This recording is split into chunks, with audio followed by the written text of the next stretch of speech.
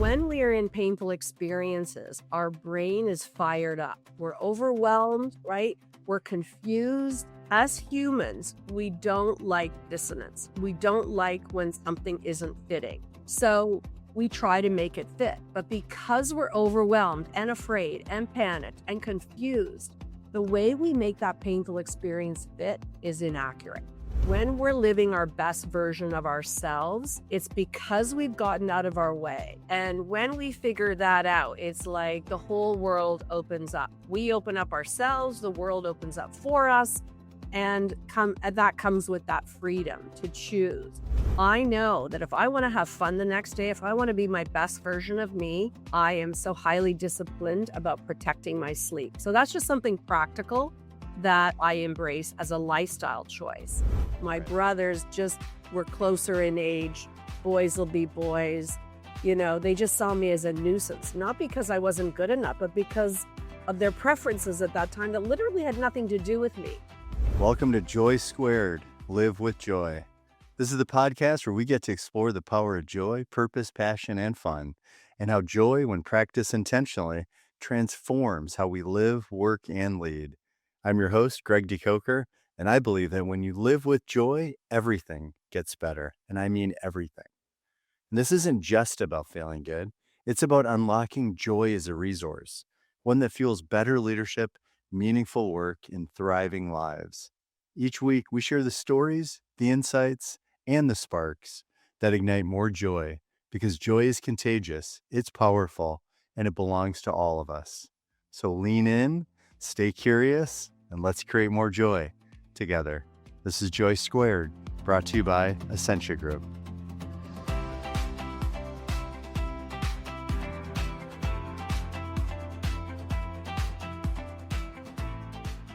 Welcome back to the JOY² Live with Joy podcast, where we explore the hidden power of joy in leadership, work, and life.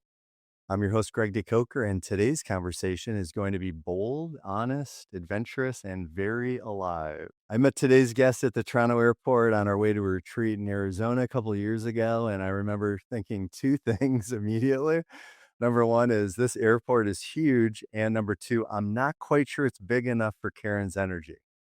So Karen Goslin is pure joy, pure adventure, and pure authenticity. She's direct, kind, funny, fearless, and deeply committed to helping people transform their lives. And somewhere between talking about retreats and life, one of us mentioned the Foo Fighters, and I casually shared that my wife's boyfriend, or fake boyfriend, or wannabe boyfriend, is Dave Grohl, the lead singer. And without missing a beat, Karen said, that's impossible because he's my boyfriend. He's two-timing. So I know, exactly. I was like, what's going on here? There's lots of two-timing going on. And so clearly, we were meant to be friends. We were meant to connect. And before we kind of start the, our conversation, I just wanted to share a little bit more about Karen. So Karen Goslin holds a Master of Social Work from the University of Toronto and founded KG and Associates in 1998. She has since trademarked her method, the KG Accountable Therapy. Karen is passionate about guiding people toward clear, measurable transformation. She helps her clients see pain, addiction, chronic illness, loss, and trauma, not as life sentences, but as invitations toward change. Invitations to ultimately own the joyful life they once believed was attainable. Her work creates brave and honest spaces that allow for the straight talk necessary for accountability and healing. She's the author of Yellow Paint, Learning to Live Again, has been featured in international publications, and speaks on stages around the world, teaching tools for breaking negative patterns, calming nervous systems, and turning pain into actionable resilience and expansion. Wow, that's amazing. So Karen, welcome to the JOY² podcast.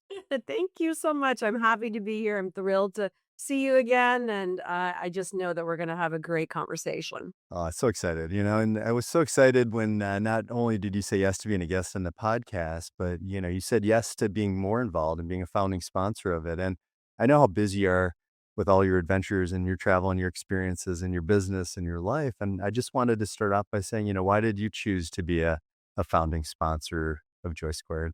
Well, I believe in you, and I echo what you were saying about our first meeting. There's a synergy. There was an energy. I don't know who was reflecting back to who, or we were both, but it's kind of magical when that happens when you meet somebody for the first time, and then you're like, oh yeah, I know about Dave Grohl and Foo Fighters and music and transformation and healing and kind of empowering people and it just seemed to me like we had a lot in common, that we thought of things in a similar way. And so when you reached out to me last year to explain this, JOY² project, I'm like, of course he's having a podcast program about joy. Like that just fit. Didn't scratch my head on that one at all. And it just fit. So I believe in you. I believe in what you're doing. We're fully aligned in tapping into our own joy and fully utilizing that joy to help people find their joy. And so I just believed in it full round. It was a bit of a no-brainer to me. Yeah, I get goosebumps when you're saying that, Mhm. because I haven't heard you share that in that way, actually. So thank you, really, Yeah, for saying yes and being part of this. I'm really excited about getting the word out, right? And how can we intentionally create joy in our lives? I mean, starting with ourselves, right? And I think we often look at it as it's a result or an outcome or maybe a reward instead of like, what if we live with it? What if we lead with it? What if we work right. with it? So yeah, which is very exciting. I So think the other interesting thing is because some people might just say, a podcast about the power of joy, like, period. But as soon as you right, add that, the exponent of the squared, that's yeah. what really stands out to me because it is that exponential Mm. growth and healing and power that we create within ourselves and with other people. It reminds me of that saying of like the total is greater than the sum of the parts. And Right. it's not Yeah. just joy, period, it's joy squared. So like that exponential growth. That's what we really want to tap into. You're right, and because it's great and it starts with us, but it really is about the power of joy, and joy's contagious, and it's like and I think, that's what we experienced when we first met. It was like, you're just beaming with joy. I mean, you're just like this energy, and I'm like, "Who is this?" And I was too, and I think and it was just like we just kept bouncing off each other, and it was just I it think was it we was literally almost like did bounce off each other. we literally did, I know, and it was like The it chest pump, felt it like pierced them. yeah, that's right. Yeah, we did. We did, You're right. we Oh my did. god, that's right. Oh my gosh, I totally forgot about that. That's hilarious. And it was like I would it's almost like we were laughing so much, we probably missed half the conversation, but we didn't miss anything because we got the energy and we got the intent, and it was really special, to have that kind of connection with someone right from the get-go. So, it's just always as soon as I see you, as soon as I'm in your energy, Yeah. whether it's Zoom or in person, and in person's always, Yeah, preferred, and but I don't know Zoom's if in you a remember that's nice. this, but that airport was shut down that morning. There was Yes. like an arrival plane that landed in the departure gates, and so for Yes. security measures, that whole airport was shut down that morning, but it was like it almost didn't matter. It's like, when we're living in that joyful place, it's like the problems, you know, the focus is more on kind of the joy than the problems, and I think that's part of what happened that morning as well. That's right, because there were a lot of people that were worried about it. I connected and they're just like, "Are we gonna be able to leave? Is our flight gonna be able to leave?" And I was like, "I don't know." I mean, it's kind of it's out of my control, it's out of your control, and so it's like, why not just make the best of it? I Oh, mean, yeah. We could have easily worrying just it's a sat good there and reminder. frustrated each other? Right. No, instead, we're like, I mean, it's just gonna add to the connection because we knew we weren't sitting next to each other, so all it was more bonus time with you. That's right, that's right, that's right. Yeah, Yeah. it's kinda That like, was well, awesome. okay, what's the alternative here rather than being frustrated? It's like, let's make use of some time that we're not gonna have on the plane, so it's a win. And people just started drawing. I mean, it was incredible how, like, it started with you and me, then there's 3, then there's 4, then there's 5, and we had, like, a group of us that just kinda started all hanging out, and it was magical. It was very Became a fun. party Yeah. instead of like, a pity not a pity party, it's like a joy party. Yeah. Yeah, exactly. We're definitely joy champions, joy ambassadors. We're just, joy stormers. I don't know what what the Yeah, word is, but all of that and all of more. it. All of that and more, yeah. Well, I'd love to kinda talk about what does joy mean to you in your life right now? So I was thinking about this because I knew you were going to ask me. And what I'm tapping into recently is that freedom to choose that when we're living our best version of ourselves, It's because we've gotten out of our way. And when we figure that out, it's like the whole world opens up. We open up ourselves, the world opens up for us, and that comes with that freedom to choose, to act with intention, to see no limits in what is possible, like true freedom. And then the second word that comes to mind is passion, right? Because as you step into your freedom, you uncover or discover passions of yours that truly like mean something to you, that gets you closer to what you really want in life. So it's to me a couple of those moving parts of like figuring out how we're getting in our own way and what to do about that so we're not hitting dead ends or running into obstacles as much. I mean, life isn't perfect, but are there some things that we can clear out? Because otherwise, that pathway to joy is blocked. But then what happens when you get over that part? You unleash that freedom to truly create the life that you really want. And that is, I don't know, that is joy. I love it, and I think that's like it's such a beautiful exploration, and I love that you're so committed to helping people on that journey. Because I think most people don't know what they want too. That's another kind of part of it, and I think that can kind of block joy. And it doesn't mean you have to have a, like a. Some people get mired in purpose, and like, what's my purpose? And I always say, like, well, what if the starting point is just to like love your life?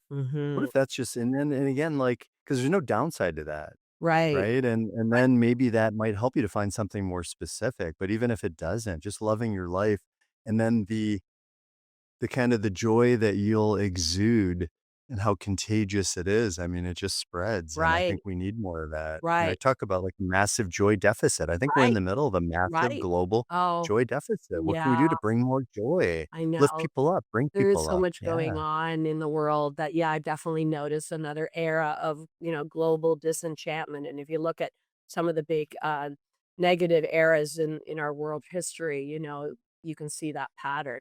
But I want to come back to what you just said a few minutes ago about that most people don't know what they want. That is something that I hear a lot in the client populations that I serve and in the clients' lives. And something interesting happens when we change the narratives and the stories and the thoughts that we have in our mind, because those negative or unrealistic thoughts will either block us or trick us into believing things. And so then the possibility of actually being able to land somewhere that is like, yes, that's what I really want, is less likely.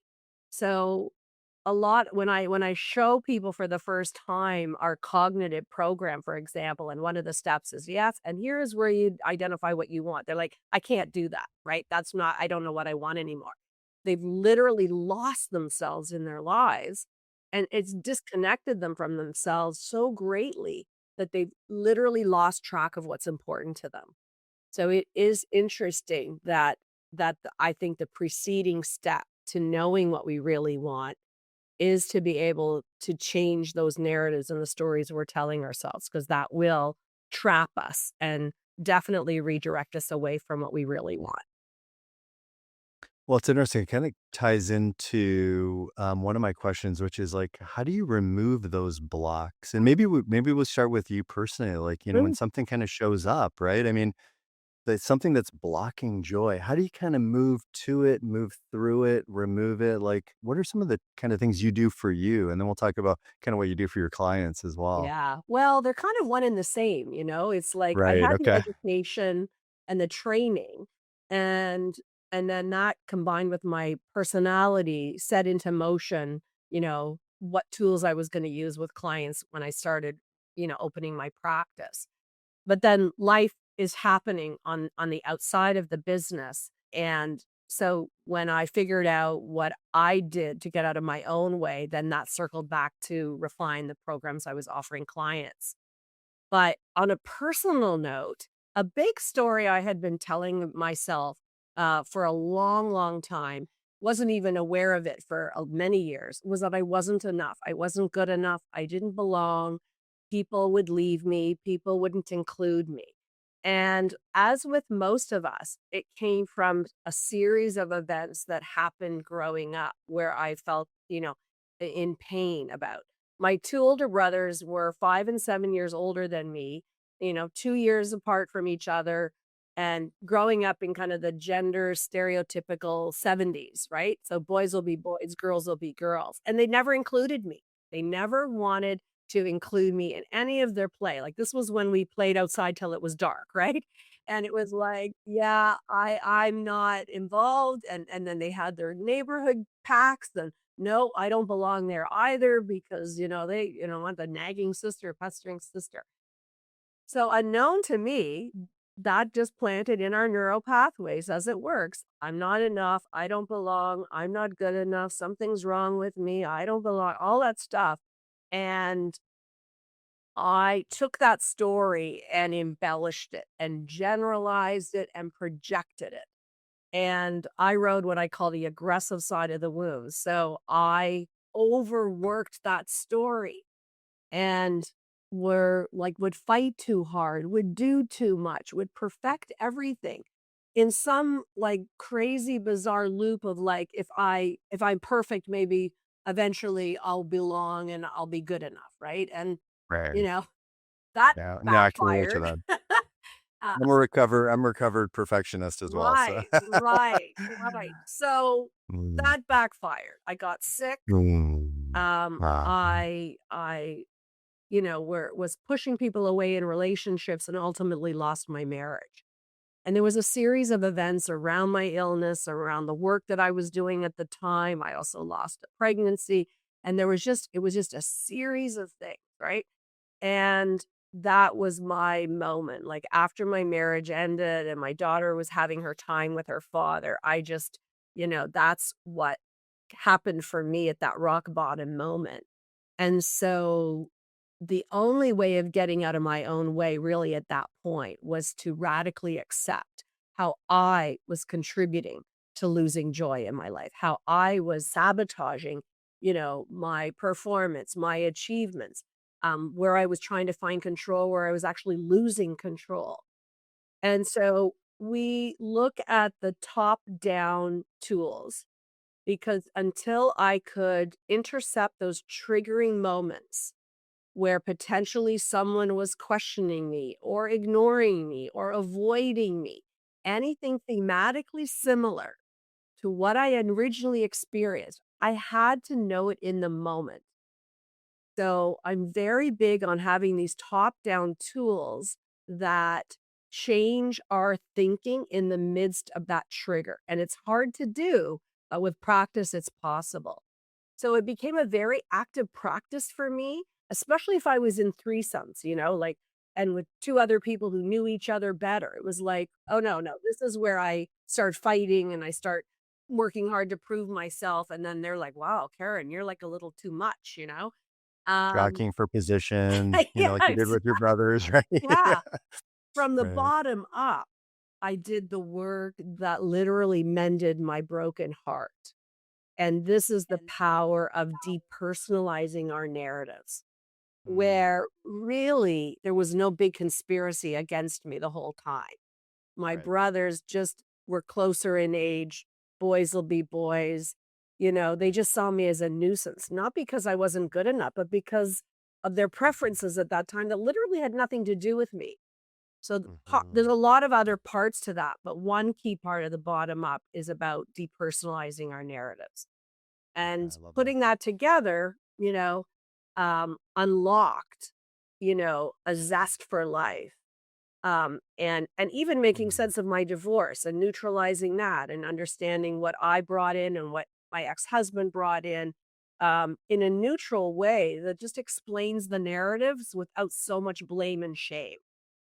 So when Wow. you do this, get out of your own way in what you're thinking and mending your heart, that's when that's when I could step into my best life. I built my practice, I hired a business coach, I started traveling, I was consciously parenting my daughter, I changed Mm. friendships, and because you're just literally living from a different part of yourself. Wow, I love that. You mentioned so many things in there, and one thing, the neutralizing is part of the neutralizing, realizing, and is I know depersonalizing your past is part of that.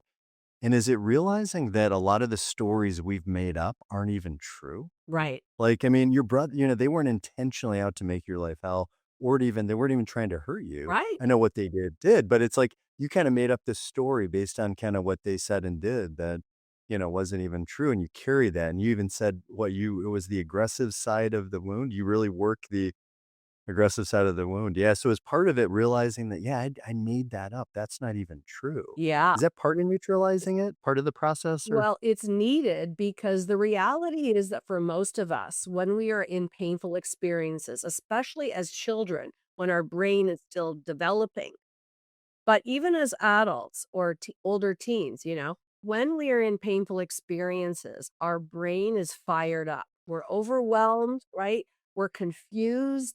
We're in pain. And as humans, we don't like dissonance. We don't like when something isn't fitting. So we try to make it fit. But because we're overwhelmed and afraid and panicked and confused, the way we make that painful experience fit is inaccurate. So and that's where a lot of the judgment comes in about ourselves or other people or all kinds of ways our brain can go in different directions. But we make it fit inaccurately.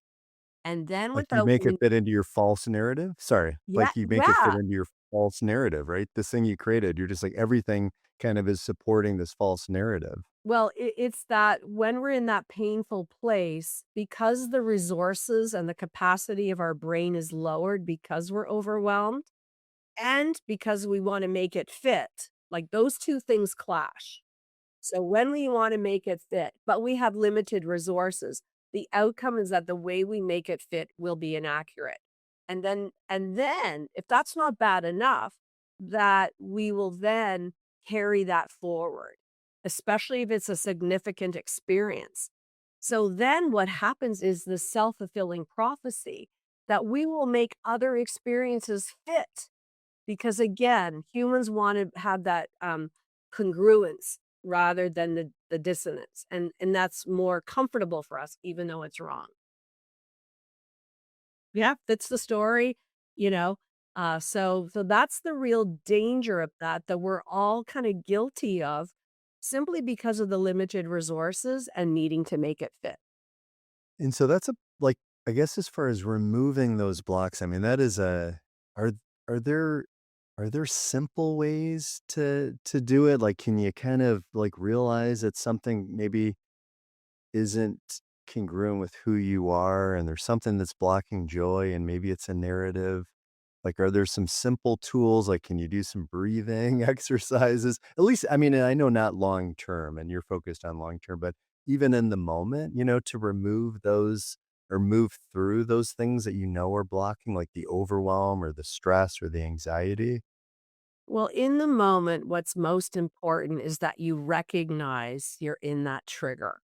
It's that paradigm. We can't change what we don't recognize. So we benefit from recognizing it.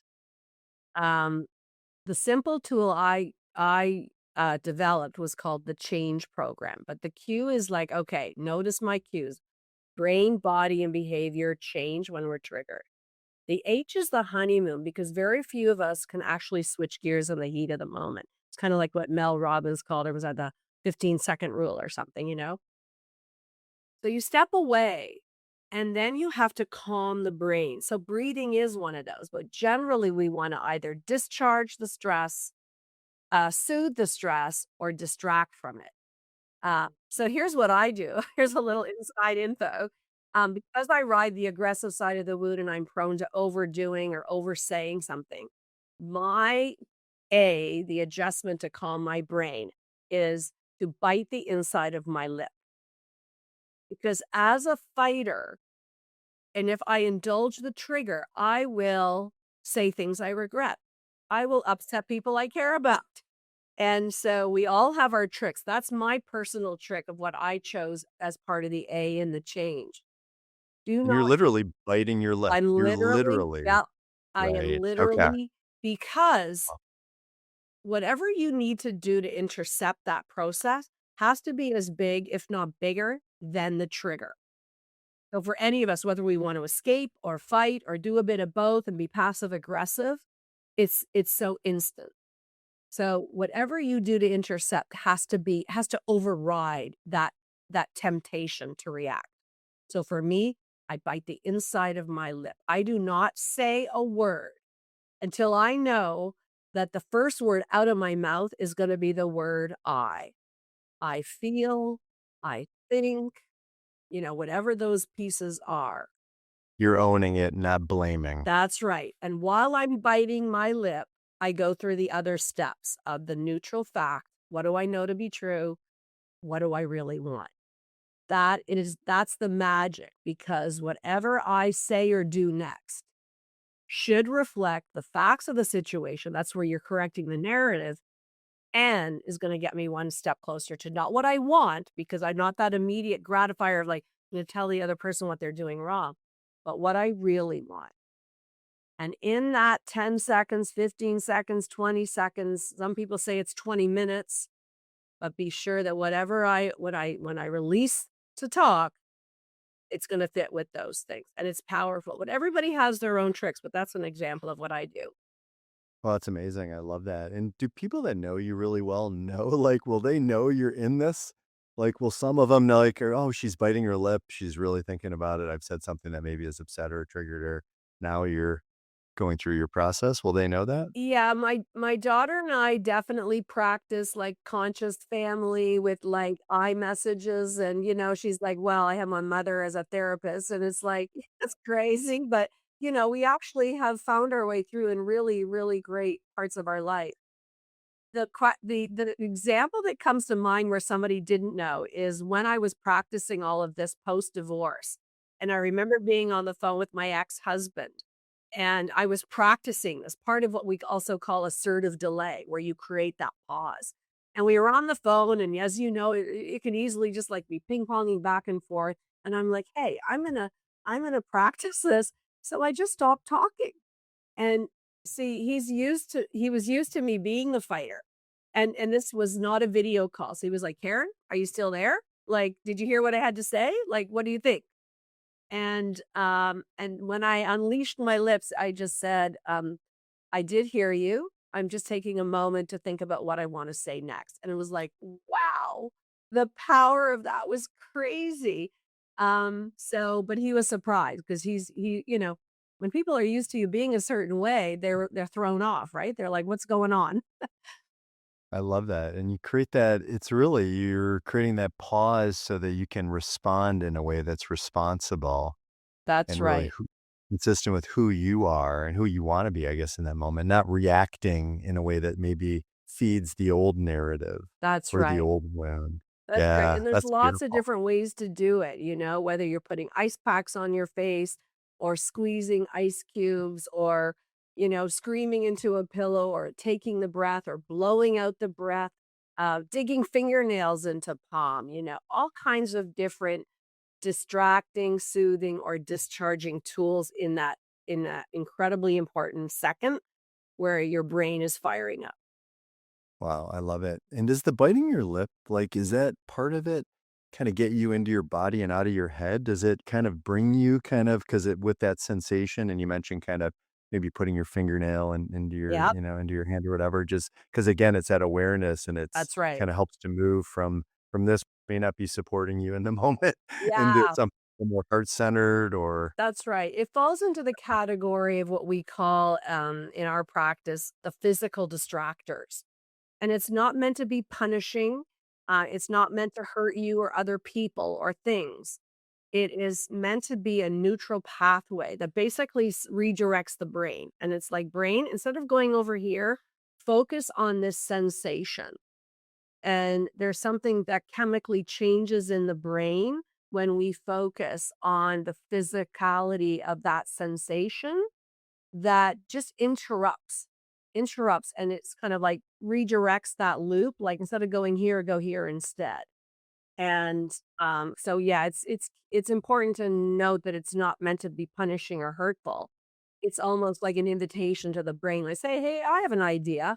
And yes, in those seconds, I'm literally doing, apart from stopping me to talk, I am fully embracing that sensation of what it feels like as my teeth bite into the inside of my lip.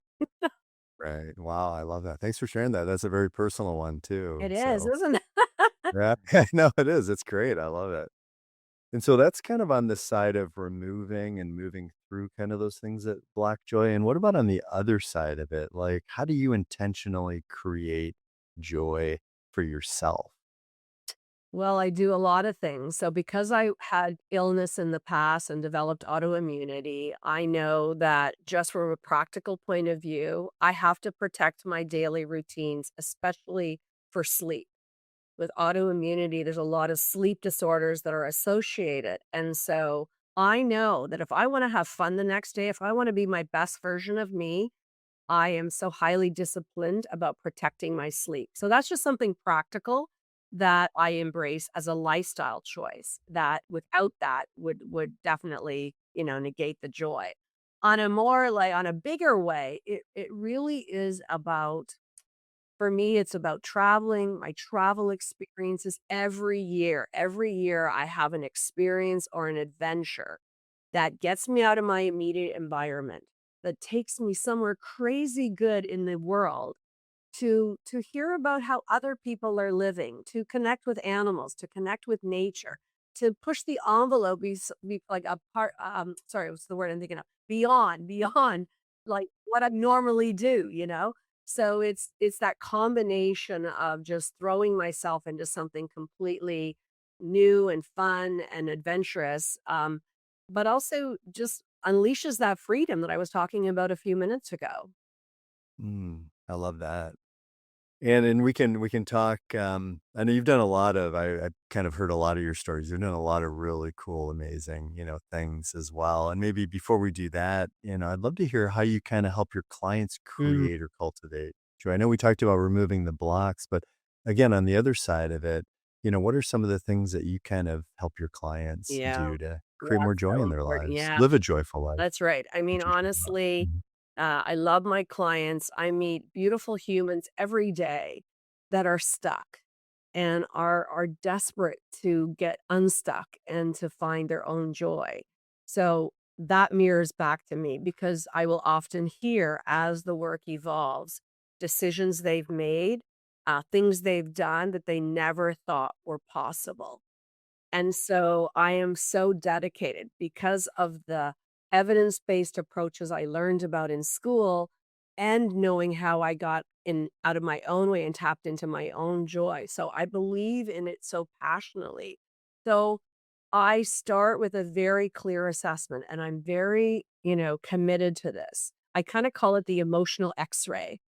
And so we live in a different world, right? Where people are more aware, of what their problems are. Clients will come to me and say, I'm having intimacy issues. No, they'll say, I'm having a problem in my relationship. And I think a lot of it has to do with me and my intimacy blocks because my father left our family when I was young. So they have half of it mapped out. My job, the tool I use is to go beyond those insights and to with them about what they can do about it. The tools are those top-down tools, self-care. So whether how you're eating, sleeping, exercising, leisuring, mechanical functioning, they call it, which is like, what can I do on any of those daily habits that is going to serve me better, that is possible before I even feel better? The change program is the basic tool of how and most of my clients, including myself, will do a 5-minute track every day because every day things happen that we didn't want, like, or expect. And so being able to neutralize those thoughts by how we adjust the stress in our brain and how we empower ourselves. There's what I call the bridge tool, which has a lot to do with calming the nervous system and lots of different tools to unpack there around radical acceptance and self-affirmations, those pieces. And then the tool at the bottom is really about visiting specific times in our life. We explore what happened, we reframe the narrative like you and I were talking about.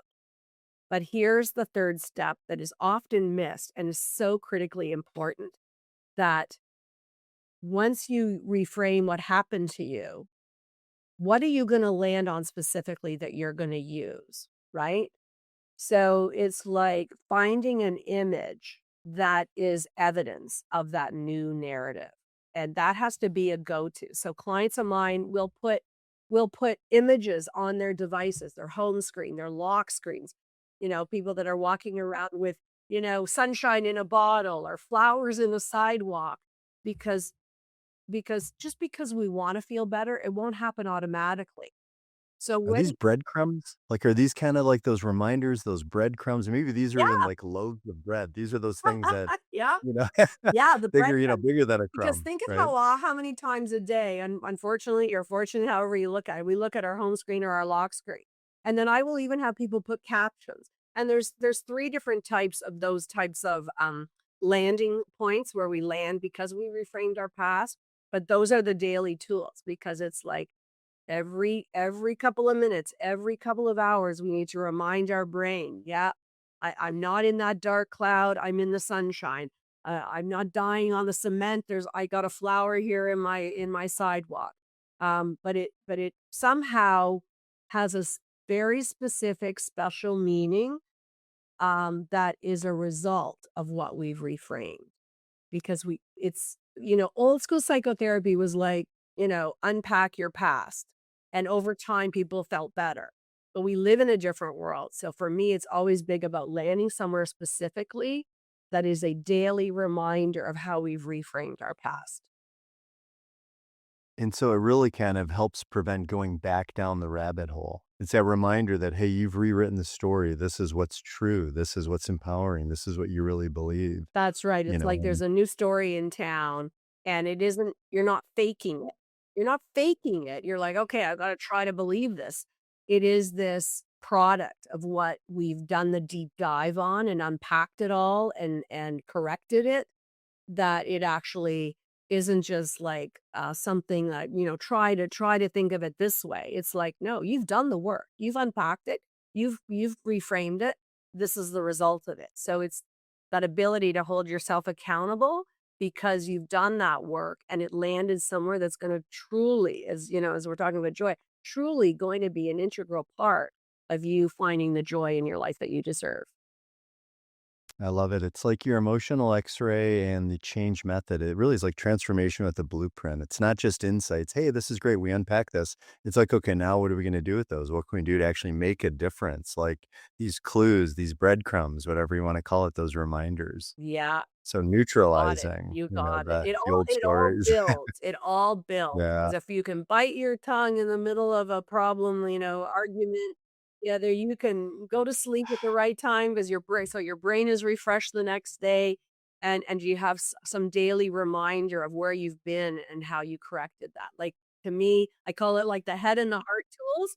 When those go together, we have the real package that we need to live that joyful life. yeah. I've always said like, I mean, our head is a powerful, our brain is incredibly powerful, and it doesn't always tell us the truth. Sometimes those thoughts pop into our head, and sometimes we think of those, including myself. Like, Oh I yeah, have to constantly remind myself, if it's an old story that like that's not true. That's not, like thanks for sharing, but that's not true, or however we want to, yeah. you know, kind of connect with those. And Yeah. it's just like our bodies are incapable of lying. I've always, kind of believed that. And our heads, we can rationalize anything any way we want. So the head heart thing, I think, is a beautiful way to kind of describe it. I don't know if that's exactly what you meant, but it's what kind of popped into my head Well, when you shared that. I think I read somewhere years ago that the longest foot in the world was between the head and the heart, you know? And whether our heart is aching to love, but our brain is noisy, or our head, we can logically make sense of something, but yet our heart is still breaking. So I kind of feel like they both need attention in correcting the thoughts and in mending the heart. And then it's like the thought's gonna help the brain the blood in the heart, the clarified blood in the heart kinda helps clarify the thinking. So they kinda go hand in hand. I love it. It's like with with all everything you've gone through on your journey and your path and your healing journey, and then everything you've learned with your education, right? And being a psychotherapist. Like, you seem like it's not about teaching the theory. It's like, how can I leverage that to have real conversations and create real insights and back it up with some real tools that people can take action on Oh, so that they're definitely. Yeah, not in those depths of despair and they're not suffering. Like there's so much suffering in that's this right. world, and There I've is, really gotten there present is. for that. My measuring stick Yeah. at the end of sessions are like, you know, "So, do you know what you're gonna try or do differently when you wake up tomorrow morning?" Most of the Yes, time they right. will, and if they go, "No, I forgot," I'm like, "Okay, hold on a second. Don't open that door. Mhm, Let's hash something out." Because mhm. as So they have much as something. Yeah, exactly, and it's Yeah. because as much as we try, and you probably understand this, that our past never evaporates. Like, those triggers will continue to happen. When we do the work, the U-turn is shorter and then invites that joy. But our past never evaporate and our days are imperfect. And some of those imperfections of the day will overlap with where our heart is breaking. So this comes with no expectation, even for me. It's like when I realized that, my brothers, not including me, had nothing to do with me. Um, Even though I did that work, it's like there's still sensitivities in certain areas because of our history, but we recognize them sooner, we intercept them more effectively, and then that lays the pathway to that joy. So, we can't be discouraged that, like, how do I fix this or how do I make this go away? It doesn't go away, but our relationship to it changes. It's kinda like when the trigger happens, and they will, maybe you don't react, maybe then you're responding. You've got the tools to kinda pause, reflect, neutralize, depersonalize, That's right. some of the things that you mentioned. That's right. And and then you're getting triggered probably less and to a less of a degree as well, the more you kinda practice it and, and That's do right. that. Because the opposite is true. The more we ignore it, and this is what we talk about in the Mm. book, those invitations to grow will get more serious, right? So for me, it may have started with, clinging to friends growing up and being a straight A student. And by the time I hit rock bottom, a whole lot more crap had happened. Or the opposite is true. So by the time I, initially start indulging that wound by, you know, clinging to friends and overdoing and becoming that straight A student. And, by the time I finally woke up, I was sick. My marriage was crumbling. So the opposite is true in the sense of like when we get out of our way, we're closer to joy. But it's okay. Like if we don't figure this out, the universe will keep telling us and kind of pointing things out to us in a more severe way. And for those of us who take a moment to wake up and think about what this could all mean and stop blaming everybody and stop blaming ourselves and just step into that zone of like, how did I get here? You know, how on earth did I get here?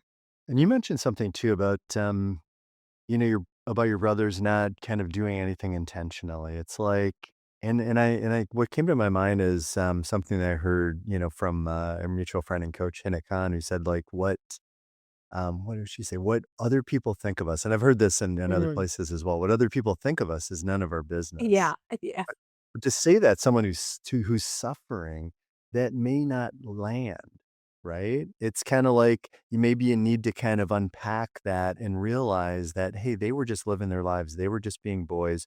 They were older. They wanted to hang out with other boys, not their sister who is, 5 or 7 years younger. Um, but and so once you kind of unpack it, then it kind of makes sense. But just to hear some of those statements, like what we resist persists. That was another thing that I thought of when you're, just sharing that recent story, right? I mean, it's not just about avoiding it. That's not going to help because it will keep persisting and you will get those kind of that little tap on the shoulder, or maybe it's a, punch in the side or whatever it yeah, is. It's a little exactly. bit I more know. Yeah, it severe. gets more severe. Yeah. Yeah. No, Right. I think you're touching up on Mm, something that's really important.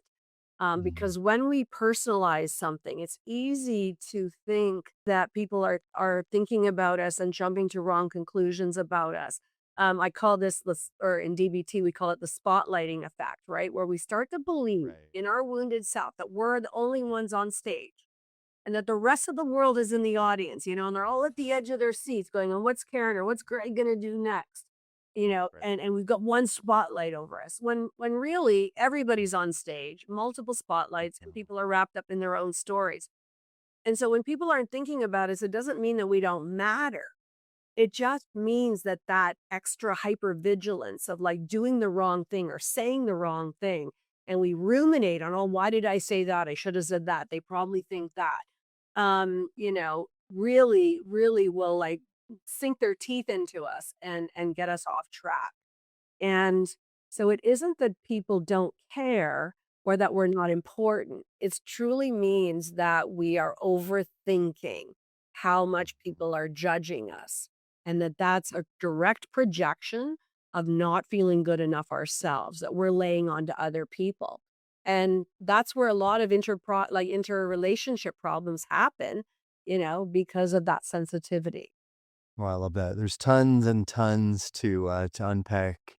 I love all these different ideas and tools, and I love how you think, and I love how you support your clients and your friends, and even you, right? First, and kind of what you do for you. It's really, it's amazing. I love hearing all this. I love it if you could share kind of a moment, in your life or your career where you just experienced total, undeniable, kind of full body joy. And I know you have hundreds of them. We could do a whole No, separate conversation on that. but I just want to preface this before I say this, in the fact that, and I appreciate all of your compliments and asking these, thought provoking questions, but there's nothing different about me. There is nothing special. There is nothing different. I woke up and that was important. And I built tools that I knew would serve me every day and helps my clients, and teaching other therapists this method as well. Everybody will have their own way of doing it. That was my version. What I know helps. But and the fact that I can do it, I know anybody can. So, it's that idea that this is my version of what I did and other people will have their own version. So, I have some recipes and tools, but there's really nothing that is different about me.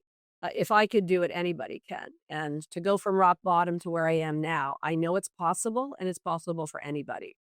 Wow, that's I amazing. knew you were Thank gonna you for ask me saying this that. question, and so I have many to choose from, but I would tell you, and I think I wrote to you about this. When my daughter Mhm. turned 18, we were on a Yeah. 6-week trip in Asia that summer, and part of what we did with National Geographic when we traveled with them was to do giving back, parts of the trip. So, it just so happened it fell on her birthday. I don't even think we planned it that way. It just, when some things happen, they're like, "Oh, incredible when it happened this way." We were heading out of Hanoi for about 2 hours into the rural parts of the country where we were sponsoring female agriculturists. So, we met our client that we were, supporting. She taught us how to make, like, the sweet rolls, and she showed us the animals she had in her business of what she was trying to do to keep, support her family. But it was something about being in this completely remote village. The word came out that 2 white women were in the village. The children came first. So we spent like the better part of the day, fishing, flying kites. There's this amazing picture of me kind of running down the dirt road with a kite behind me and a little girl beside me and flying her own kite. My daughter's a big swimmer. She taught the kids how to swim. And then the mothers are like, okay, where are our kids? Who are these ladies? And had a really ah, powerful conversation. Our National Geographic person translated. And out in the middle of this place, the women were facing the same issues that a lot of women around the world face in terms of domestic violence and alcoholism, and terrible conflicts with their partners. And then if that wasn't enough, the chief of the village came and sat with us. Oh, Greg, it was just, I mean, I cried tears of joy for like hours after we drove away. The chief sat with my daughter and I and our translator about just trying to understand how crazy the world is and what happened, with communism and the world wars and the Vietnam War and how that all played out, and what the differences were in our views and our memories and our perspectives, but in such a loving way that it was really like humans coming together in such a magical way to like try to make sense of their perspectives and the world around us. And And then as we drove away and we had a birthday cake for my daughter and everything, and there's an amazing picture of her sitting with these kids. And the I'm gonna get choked up, but like the National Geographic person said, because of the industrialization and the economy in Vietnam, that probably within 2 to 5 years that village won't even be there. And then here's one more piece of this, and I'm like, What's gonna happen to all those people?" That Christmas, out of the blue, we get a little envelope from Vietnam, and it's our client, and it's a picture of the pig they had with the litter of piglets. And the note said, "We named one of the piglets after your daughter." So there was like a little piglet in Vietnam named Madeline. But yeah, it was honestly, um, that's one example of many where when you're living in your joy, that's where the exponential happens, right, Greg? Because it's like it would have been enough for me to like, yeah, we had a great time in Vietnam, but those drop, human moments, you couldn't put a price on, you couldn't measure. You literally cannot measure what happened to us that day. Well, and it wasn't just one thing, it was the whole day. I mean, one of those things would have been incredible enough, Oh but yeah. you stack them all together, and it sounds like for you, it was you and your daughter just connecting with Yeah. people. Like, these are just real people living their lives That's like right. us, right? And going through some of the same stuff, Oh yeah. and just being there and being present Unforgettable. to all that. Unforgettable. Oh, And I man, would I just love say that. that Those all the photos. work I did on Mm. myself Mm. made that possible. Made it possible for us Wow. to go over there for the amount of time and to hire, people that could support, the dreams that we had, right? That dreaming. I mean, that was that all, everything I had done in my own work and in my own history, like Oh, that yeah. that made it possible to make that dream come true Wow. that day. Wow, I love that. There's so much gold in there, and just, between you connecting with your daughter and creating that lifetime experience and being able to share that and give that and receive that. There's so many different things you could look into. Wow, I know you have 100 of those examples, so we'll dive into some other ones another in Yeah, another no interview, but problem, yeah, no problem, but thank it's you for like, sharing that. Oh yeah, my it wa gosh. it was unforgettable, but Mm. it's that idea of, like, whatever your dreams are, because when you're living your best version, you do invite more joy into your life, and then, like, honestly, the possibilities are endless. It's not just about money, it's not just about what you're doing, it's really about how you're feeling those moments, right? It's the feelings we had meeting these wonderful people and having these exchanges and just opening our hearts to how they were experiencing the world. Anyways, all of those It's pieces. and you talked about tears of joy, and I'm now calling tears of joy streaming, Oh, joy and streaming? yeah, it just kinda came to me when I was having some tears of joy in a conversation, and it just I was like, "Yeah, I'm joy streaming now." You're And it was turning it just like into it a just verb felt. where joy becomes a verb. I love it. Yes, I know. It's like joy it up. I know, I was trying to think of all these different ways to kind of, yeah, create some different expressions, but I think just being present, to that, and being intentional with it. I think Yeah. that's a big part of it too, And the not just looking flow, at right? joy The as. streams of Yeah, the flow of the streams, it's like, yeah, it's yeah, like, it's just, yeah. and letting it flow and letting it come out, and I think, not just looking at joy as a reward. Hey, if I, meet this goal, meet the metric, hit the milestone, whatever that is, it's not just looking at it as a result or a reward like we typically do, but how can we be intentional with it? Like we started talking about at the beginning, of our Yeah. conversation. So how can we lead with joy, work with joy, live with joy intentionally, Yeah, and then right be on open purpose? to whatever else happens that we didn't plan, Yeah. Like, none of that was planned that day. I'm like, Yes. "Oh, that's right, we're gonna go see our client and see what her farm is all about," you know? But, And it's just yeah, and you never would have planned it. That wasn't even in the plan. Probably most of that day wasn't planned, right? It just unfolded. well, we will invite other opportunities, and, there may be other people who aren't stepping into their joy that are in the exact same locations, but their experience is so different, All kinds of things could oh, 2 hours, that's too long of a drive, or, they could have missed all of it. But when we're truly opening our hearts and minds, we will take an experience and just blow it up and live it fully. And that's really what I was saying at the beginning around the limitless amount of space where joy lives. And how we approach these situations can be so different based on what we're feeling at the time. Kinda back to the airport story when I think about it, you know, because it was like we could have been upset with the stoppage and the closure. It was like, "Oh, well, this will be a great opportunity to get to know each other better."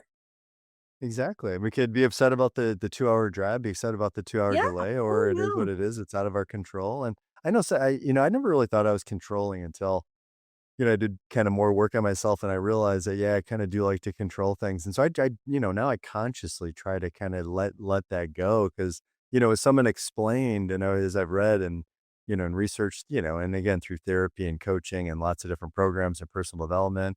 I'm a human connection junkie like you are, and a personal development junkie like you are. Yeah. It's like when you're gripping so tightly, you're not open to receiving. And it's also hard to kind of give too, because your hands are just, and again, like the physical manifestation of it was just an interesting kind of analogy that it's kind of stuck with me to, like, Oh, yeah. gripping tightly, if you kind of let go and you're just kind of touching lightly on those things, and you're not trying to control things, it does let things flow and unfold Yeah. in a I call in a that the natural, trick joyful one way. of the tricks of the wounded self, right? That we will trick ourselves into believing that controlling will give us more control when it actually leaves us with less control.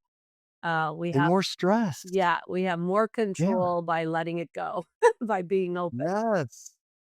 You haven't heard it explained that way, but I love Yeah, that. the That's trick of is cool. yeah, there's many weapons and tricks the wounded self has, but that's one of them, yeah. Control more to actually end up controlling less.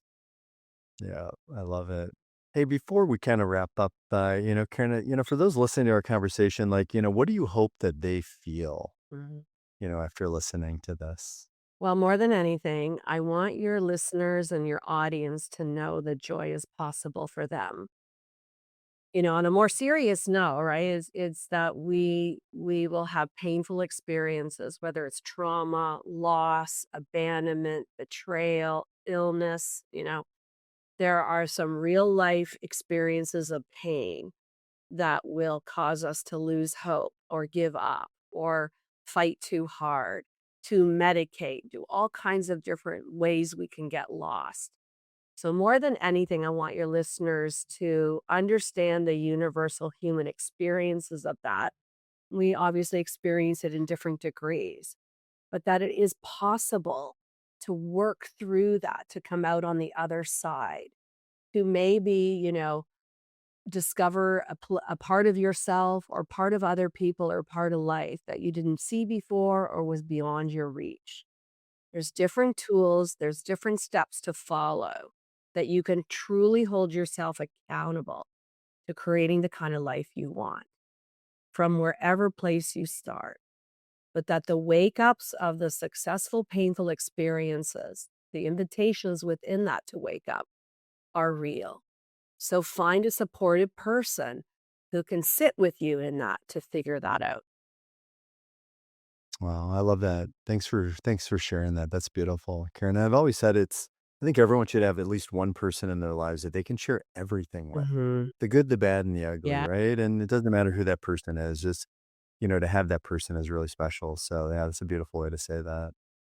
And so for anyone listening who wants to learn more about your work, connect with you, maybe book their own emotional x-ray, where can they find you? And I'll put your information. I'll tag you as Sure. well. Yeah. So, Where can they yeah. So, our KG Associates, where we support clients and therapists in the KG accountable therapy methods, we are at KarenRSW.com. If they want to learn more about the book or where I'm speaking or places I'm writing, I now have a yellow paint a monthly column. It's KarenGoslinSpeaks.com. So we have those two brands going. They're related but separate at the same time. And check me out on all the platforms.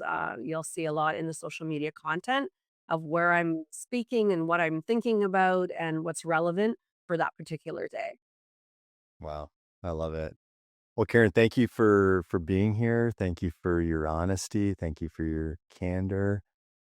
Thank you for your boldness. Thank you for your humility. Thanks for providing, our listeners and me, with hope and just knowing that there are ways and there are ways to kind of move from suffering and pain and trauma, out of it. Anything's possible.